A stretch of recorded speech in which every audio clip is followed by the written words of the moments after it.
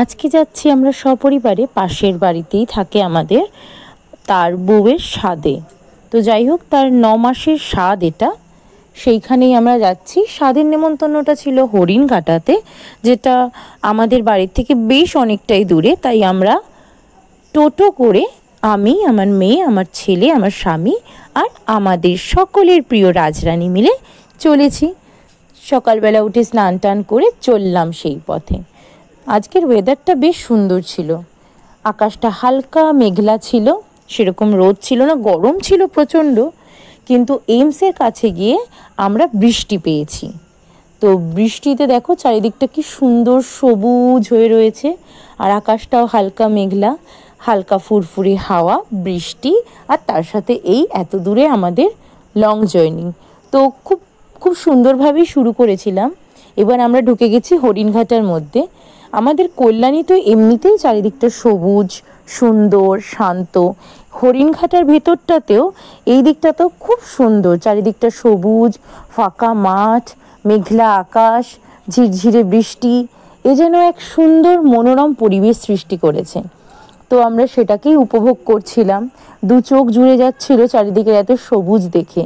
চোখ দুটোও যেন পরম শান্তি, পরম তৃপ্তি পেয়েছে। চোখের তৃপ্তি তো মনের তৃপ্তির থেকেও অনেক বড়, তা চোখের তৃপ্তিটা এখানে বেশ ভালো পেয়েছে। তো চারিদিকে এরকম সবুজ মাঠ আর এই মেঘলা আকাশ দেখতে দেখতে আমরা এগিয়ে চলেছি গন্তব্যের আরও কাছে। এরপর কিছুটা রাস্তা খারাপ আছে, তো এই রাস্তাটা একটু ভাঙাচোরা আছে, কিন্তু খুব একটা খারাপ না, বেশ ভালোভাবেই যাওয়া যায়। তো এইখান থেকে আমরা টোটো নিয়ে কিছুটা দূরে গিয়ে সেখানে নেমে আমাদেরকে হাঁটতে হবে, কারণ কি টোটোটা আবার ওখানে ঢুকবে না, রাস্তাটা একটু সরু, তাই জন্য। এটা এখনও পঞ্চায়েত এলাকায় আছে, এখনও পৌরসভার অধীনে এই জায়গাটা আসেনি। তো যাই হোক, আমরা নেমে পড়লাম।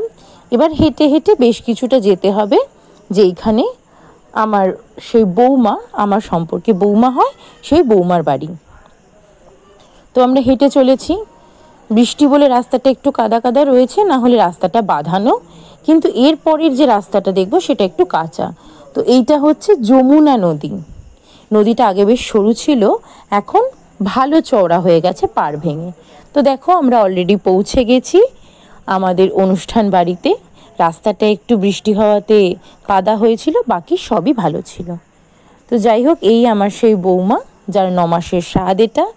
দেখো সবাই কি সুন্দর করে ডেকোরেশন করেছে, এবং আমাদের বৌমাকেও কি মিষ্টি লাগছে। আমাদের বৌমা দৌড়ে এসে আগে আমার রাজরানীকে কোলে নিয়ে নিয়েছে। তো যাই হোক, বৌমার মুখটা খুব মিষ্টি, এবং রাজরানীকেও তার সাথে খুব মিষ্টি লাগছে। দেখো দুটো মিষ্টি যেন পাশাপাশি। এবার আমরা চলে এসেছি আমাদের খাবার জায়গায়। তো আয়োজনটা খুব ভালো ছিল। প্রথমেই পাতা দিয়ে দিল, তারপর দিয়ে দিল লেবু, এরপর চলে আসলো ভাত, খুব ঝরঝরে সুন্দর ভাত।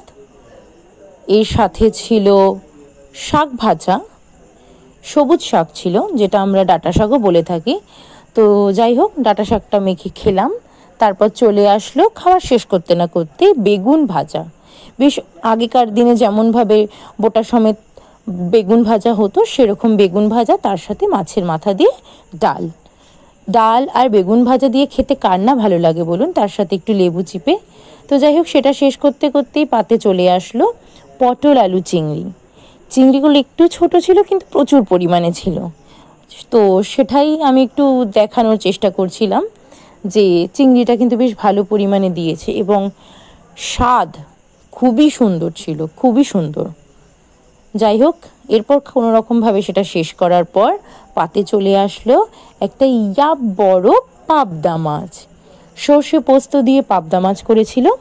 তো যাই হোক, পাবদাটা দেখো ভীষণ ফ্রেশ, খুললেই বুঝতে পারবে, ভীষণ ফ্রেশ পাবদা মাছটা, এবং স্বাদেও মানে খেতেও খুব সুন্দর হয়েছিল, টেস্টি হয়েছিল। টেস্ট ওয়াইজ নুন ঝাল মিষ্টি সব পারফেক্ট ছিল।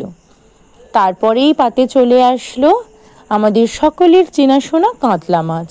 আমাকে ভাইটি খুব ভালোবেসে একটা কাতলার পেটি দিয়েছিল বড় দেখে। তো যাই হোক, সেটা খেলাম। খাওয়ার পরে চলে আসলো আমের চাটনি। আমের চাটনির সাথে দেবে সকলের চেনা জানা পাঁপড়। এ বাবা, আমার পাঁপড়টা আবার উড়েও গেছিলো। যাই হোক, পাঁপড় দিয়ে চাটনিটা খেয়ে নিলাম। পাঁপড় দিয়ে চাটনি না খেলে কিন্তু চাটনির স্বাদটাই বৃথা। তারপরে চলে আসলো সুন্দর দই, পায়েস। পায়েসটা জাস্ট নামে মাত্র ছিল, যেহেতু স্বাদের অনুষ্ঠান তাই জন্য, এবং আমিও খুব অল্প পরিমাণে নিয়েছিলাম। মিষ্টি জিনিসটা একটু কম খাই, তাই যতটা পারা যায় অ্যাভয়েড করছিলাম।